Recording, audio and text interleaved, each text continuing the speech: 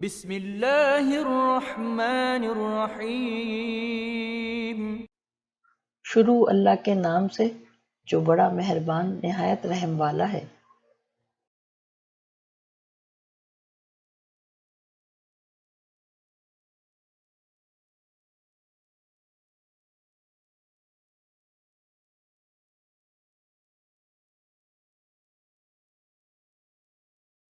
إِنَّا أَنزَلْنَاهُ فِي لَيْلَةِ الْقَدْرِ ہم نے اس قرآن کو شب قدر میں نازل کیا ہے۔ وَمَا أَدْرَاكَ مَا لَيْلَةُ الْقَدْرِ اور تم کیا جانو کہ شب قدر کیا ہے؟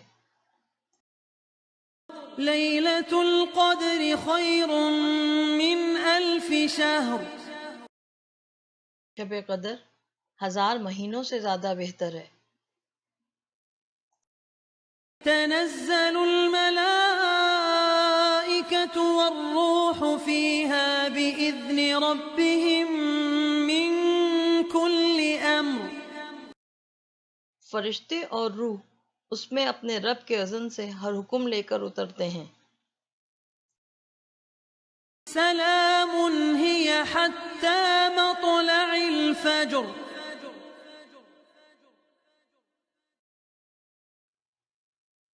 وہ رات سراسر سلامتی ہے طلوع فجر تک۔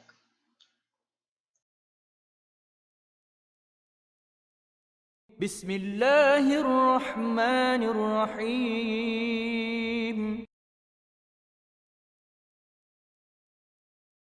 حميم والكتاب المبين إنا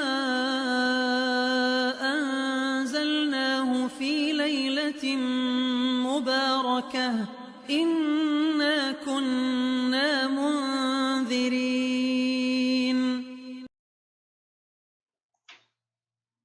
حامیم،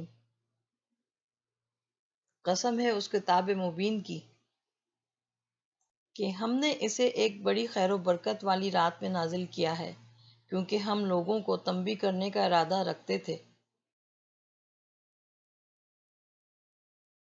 فيها يفرق كل أمر حكيم أمرا من عندنا إنا كنا مرسلين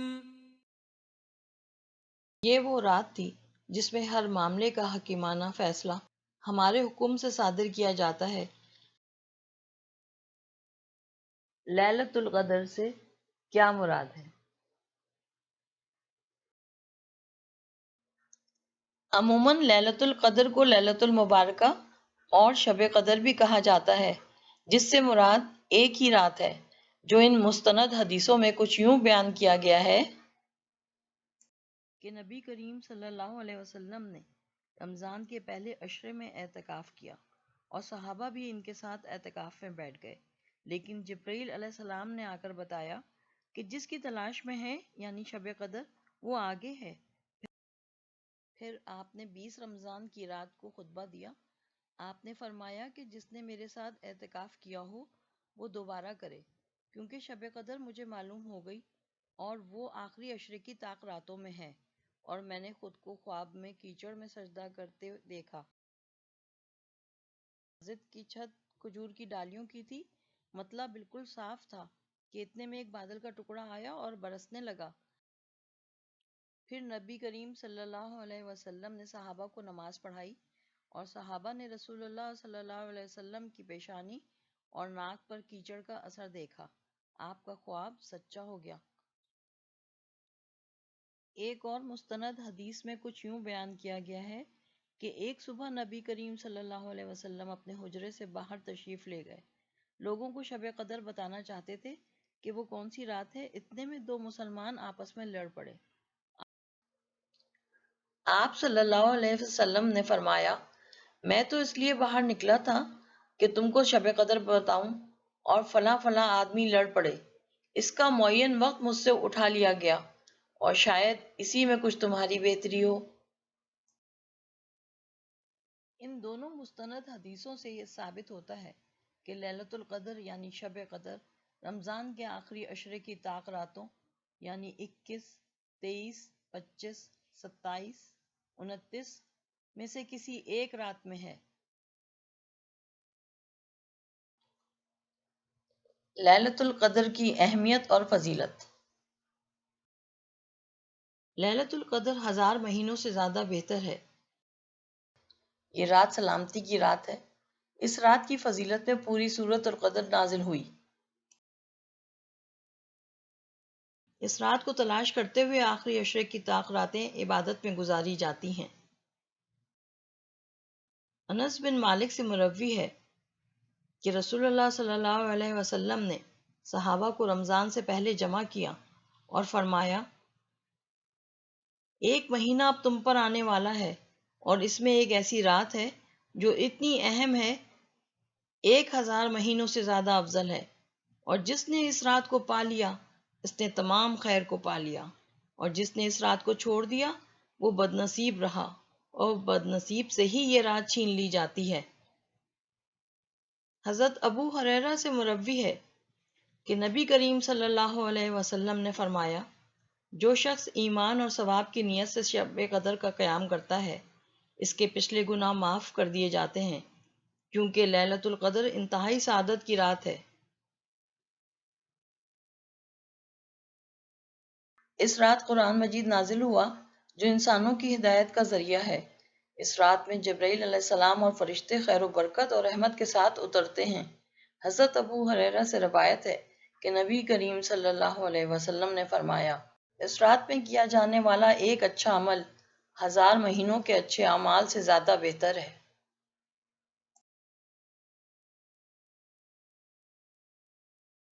لیلۃ القدر کی علامات و نشانیاں۔ لیلۃ القدر کی نشانیاں۔ حضرت ابن عباس سے مروی ہے کہ رسول اللہ صلی اللہ علیہ وسلم نے فرمایا، شب قدر آسان اور معتدل رات ہے جس میں نہ گرمی ہوتی ہے نہ سردی ہوتی ہے۔ اس صبح کا سورج اس طرح ہوتا ہے کہ اس کی سرخی مدھم ہوتی ہے، اور سورج کے بلند ہونے تک اس کی شعاعیں نہیں ہوتی۔ اس صبح جب سورج نکلتا ہے تو اس میں زیادہ گرمی نہیں ہوتی۔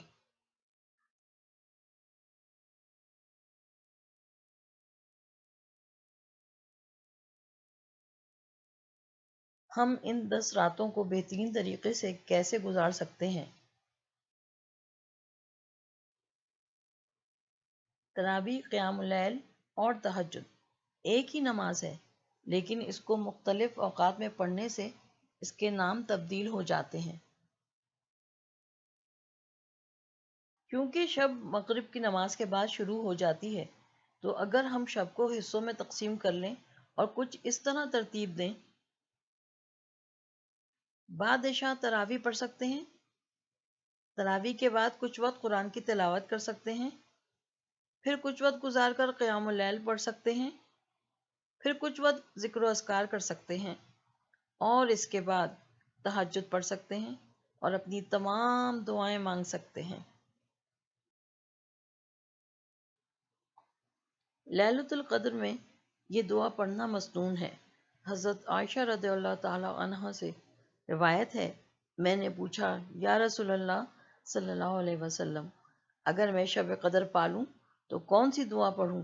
نبی کریم صلی اللہ علیہ وسلم نے فرمایا، کہو، یا اللہ، تو ہمیں معاف فرمانے والا ہے، کرم فرمانے والا ہے، معاف کرنا پسند کرتا ہے، مجھے معاف فرما۔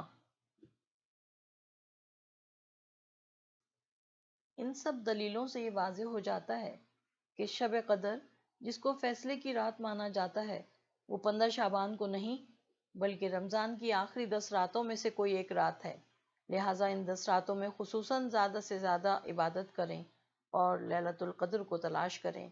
اللہ سبحانہ تعالی ہم سب کی عبادات کو قبول فرمائے۔